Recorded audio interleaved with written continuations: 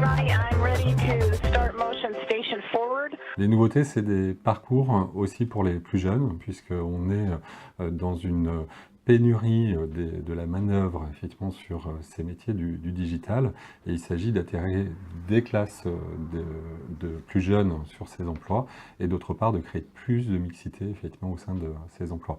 Donc des parcours pour les classes de plus jeunes, avec des animations dédiées, on fait du sur-mesure dans ce sens. Les autres nouveautés, c'est parfois de nouveaux employeurs. Il y aura certainement plus de 500 CDI proposés sur ces deux dates, avec 80 exposants, donc des nouveaux emplois.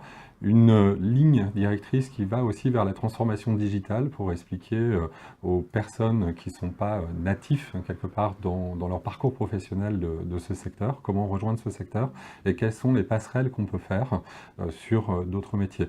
Donc on a un traitement également des conférences qui a évolué avec des nouveaux sujets, des sujets qui font l'objet de publications dans le livre blanc qui sortira en fin d'année, tels que la e-santé et les bâtiments intelligents, tout ce qui est autour de la construction et du BIM. On traite les sujets également d'actualité tels que la blockchain et l'IA pour donner effectivement des repères aux personnes, et on fait évoluer ce salon au fur et à mesure effectivement des années et de l'évolution de ce secteur qui va vite, l'IT et le digital, qui se transforme également. Je voudrais qu'on vienne un petit peu sur ces parcours que vous allez proposer cette année. Qu'est-ce que vous entendez par parcours? C'est en fait essayer de faire en sorte que des jeunes puissent rencontrer des gens d'expérience, des experts?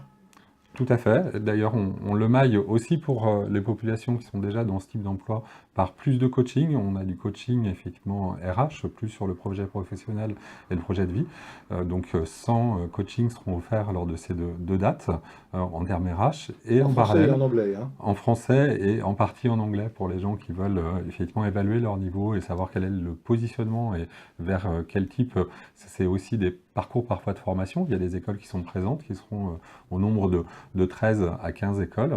Et il s'agit effectivement de donner des repères pour dire éventuellement je vais aller prendre une formation complémentaire ou réactiver mon anglais, passer effectivement un séjour à l'étranger éventuellement pour continuer à avancer sur cette pratique, puisque les entreprises s'internationalisent au niveau local, et de plus en plus effectivement de start-up décident de s'implanter dans le sud-est, des entreprises innovantes, ou des grands groupes décident effectivement d'avoir des centres de R&D dans le sud-est, puisqu'on est considéré comme la Silicon Valley française.